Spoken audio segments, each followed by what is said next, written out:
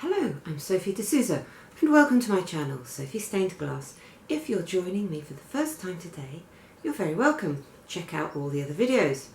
And if you're returning, thank you for your support. Today's video is a request I've had from a subscriber, and I'm going to talk about compound or complex lead joints. And I'm going to be using some diagrams to explain all the different intricacies. And I've produced these diagrams for my book, which is now all submitted to the editor. It's all been laid out. Looks like a proper book. It's so exciting. But I'm going to show you my working drawings, because obviously they'll be a bigger scale and they'll be better quality than what's been sent back to me from the editor for my approval. The book comes out in October. I've only got one last thing to do on it, which is the index. You know, you submit it and you think it's done and you have a little celebration, and then the editor gets back to you and says, oh, and can you do? So, yeah, I will get to the index very shortly.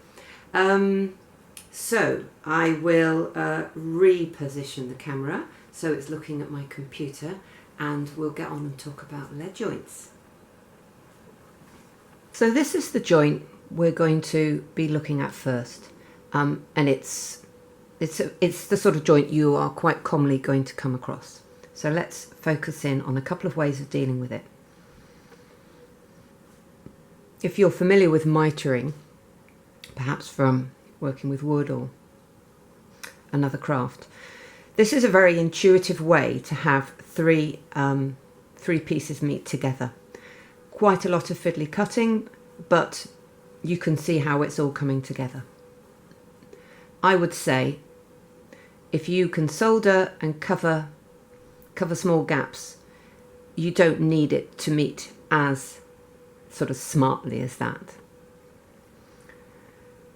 This is another approach which involves only one bit of fiddly cutting.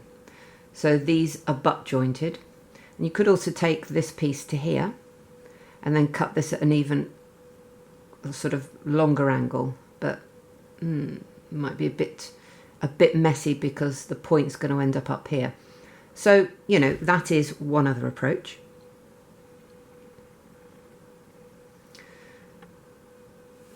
Depending on how close up to the eye your joint is going to be, you can do this, and it's possibly not as tidy as the other methods, but if you're working at a height, nobody is going to care about this curve. It will read fine. Now this is the other way of approaching a complex joint. So you join these by butting them, or if you want by a 45-degree miter, and then you remove the heart from this piece and you overlap the flanges at the top and the bottom, and that will give you a nice strong joint with no gaps at all. And I actually use this method not generally for a joint as simple as this, but it's good to demonstrate it here. But we'll move up through the diagrams and the photos, and I'll show you how I use this when I'm doing very long joints with very shallow angles, because they're quite difficult to cut from lead actually. Now this is a picture of how I remove the heart. So first I cut between the heart and one flange, and then the other flange, bend it back, snip it away. Once I've done that, I can cut these flanges the way I want them, and I do that with a pair of scissors, and it will allow me to get a really nice long joint. And that's what you're seeing here. Now if you try and cut an angle like that with a lead cutter, let's get it in the middle, you're probably just going to twist and squash your lead. So that's my approach. I've got another photo of it here. And what you can do if you want to add a bit of strength to this joint, remove a bit of extra heart so that you can really run this flange along the top of the piece of lead underneath. rather than just butting it up to it. And once you've floated your solder over that, it will look fine.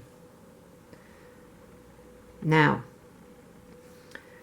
I thought we could talk about dominant lead and lead that meets into the dominant piece, and how do you decide which piece to cut and which to leave whole.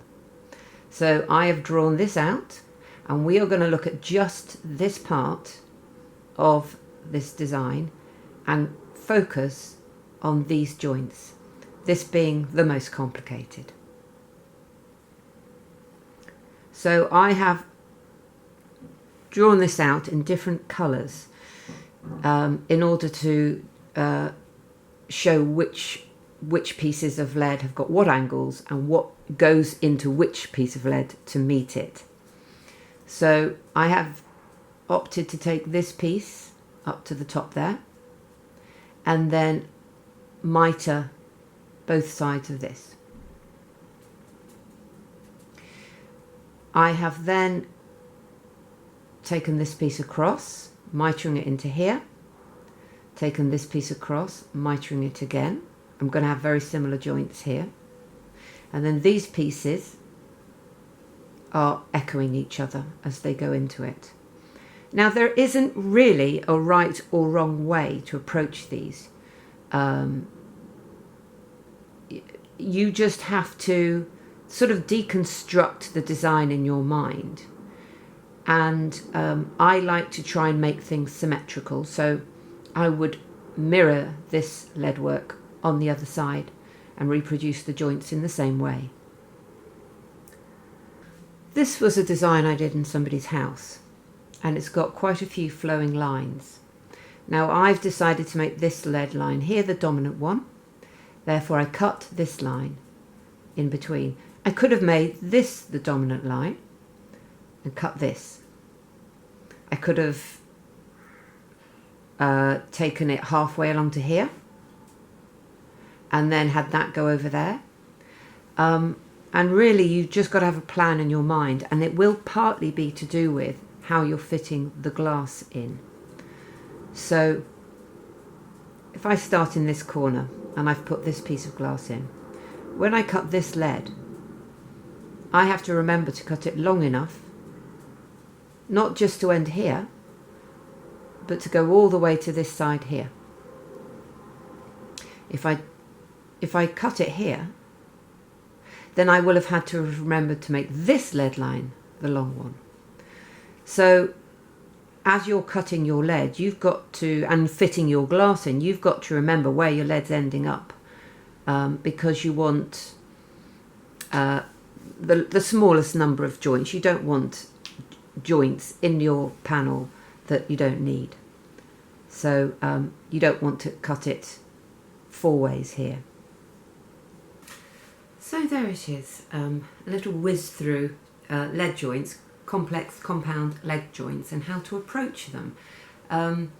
Just a little bit of a discussion really. I hope it's made sense to you and that it's helpful, and it sort of reveals that there's more than one approach to every joint, and you will probably make decisions constantly as you're working.